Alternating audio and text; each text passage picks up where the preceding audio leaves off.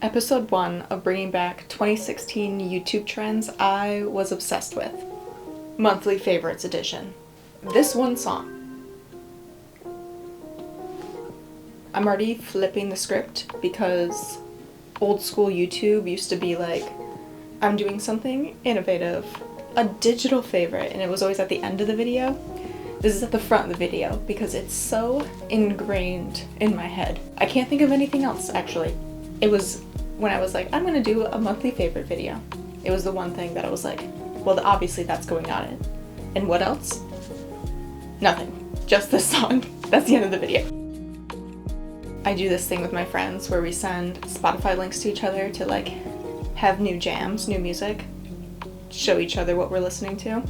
And 3 times I think my friend sent me a link to a new song, and I was like, I can't send you a link because it's the same song as the last time. Just go back to the previous link. I'm still listening to that song. There's even a reel that I uploaded using that song the day after I discovered it as proof. It's been a while. This video. I love this video so much. This is the funniest idea ever. It's so simple, so clever, and like a really well done storyline. I even felt the call to share it on my social media, including Facebook. I didn't share it on Facebook because the last time I shared a video on Facebook, it was a Technoblade video, and he died. And I feel guilty about it. Not that I caused it, but there's like some weird curse that's happening with my Facebook and YouTubers that I share their videos on that platform. And I don't want to subject these fine fella to that curse. So it didn't go on my Facebook. Actually, don't watch the video because you're going to be upset you didn't think about it first. I literally live next to one of the only roundabouts for the longest time in southern Michigan. It's like 8 minutes that way. And I didn't think of this idea. I didn't even think about running around it at all. Which is, it's so obvious, of course you would run around it. I gotta run around it. I'm gonna get a friend group together and we're gonna run around the Marshall Fountain. The cops over there are also really ruthless and they're probably gonna shut us down. But I'm gonna try. But enough about me and my woes about roundabouts. This video is so funny. It makes you feel like you're in it with them. The like banter that they have back and forth, and just something about the editing and the camera angles that they have. It like breaks the fourth wall just enough that you feel like you're a part of it and you're doing it with them. Really well done. 10 out of 10. Chef's kiss. So good. Maybe I'll run the whale-a-thon. Never ran a marathon before, never even ran a half marathon before, and only ran a 5K once, officially. So I'm definitely not running the whale-a-thon anytime soon, but maybe you can run the whale-a-thon for me. I'll put the link in the bio. New favorite, an activity. Right now it's rock climbing, which I've been obsessed with snowboarding, so the fact that I'm putting rock climbing above snowboarding, kind of wild, kind of crazy. But I have 2 rock climbing gyms, like relatively close to me, one on each direction, so I can just pick like what friend group I want to hang out with.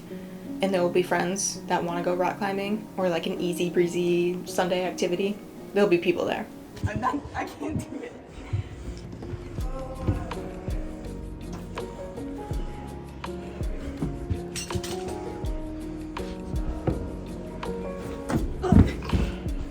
I really like rock climbing because it's just an easy day pass thing. You get to do for like an hour or so, and then you feel dead. You feel like death. I grew up in like the toxic productivity, you always have to be doing something. The whole like one hobby makes you money, one hobby makes you a better person, one hobby keeps you active type of ideas when I was growing up and figuring out myself as a person. So those are instilled in me, unfortunately. And having a nice reset Sunday is not for me. But what is for me is I go to rock climbing, do it for an hour, and then I have an excuse all day to do nothing because I literally feel like death. Perfect. Perfect for me. My favorite part about this being episode 1 is I have no boundaries.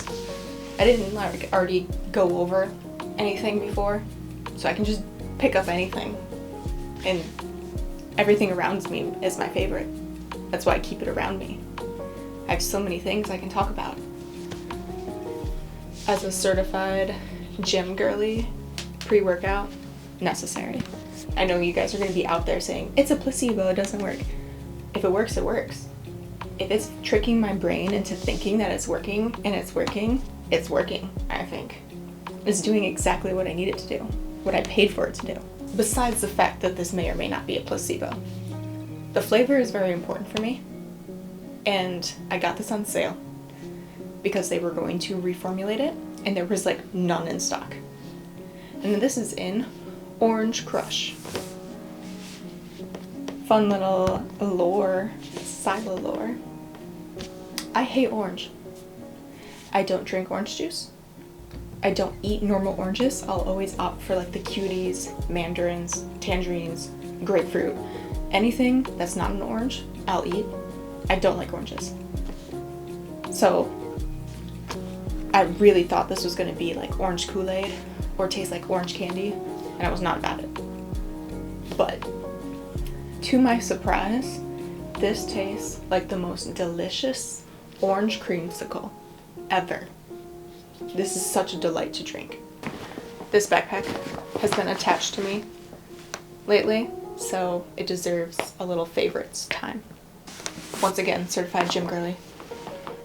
Had a gym bag that was like a sling bag that I just had on my shoulder, but now my gym is like requiring so much stuff. Like my gym time, I now need wrist straps. I need a new pair of shoes because they don't want wet shoes on the floor.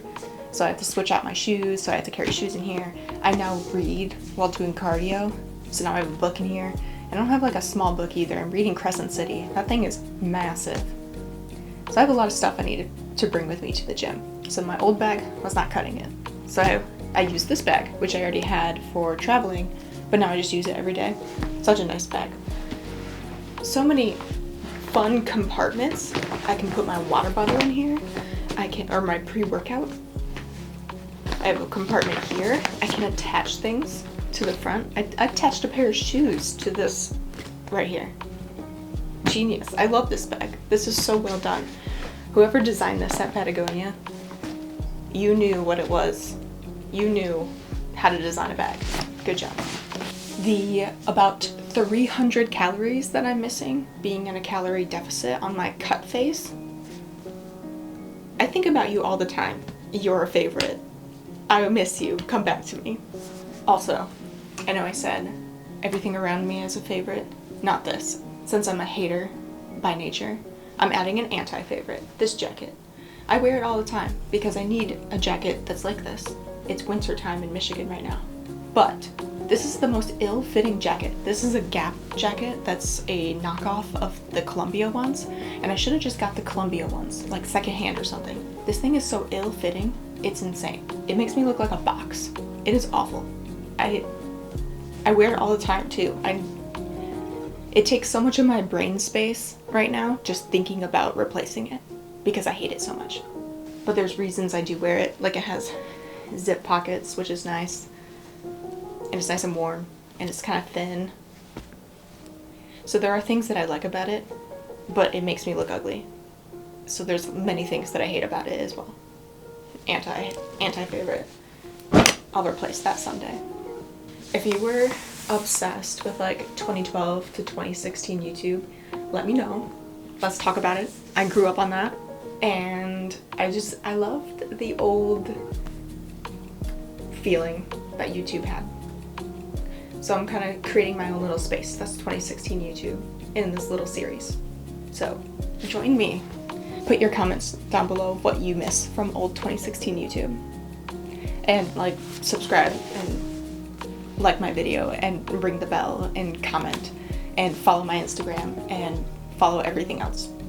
You know, usual outro things.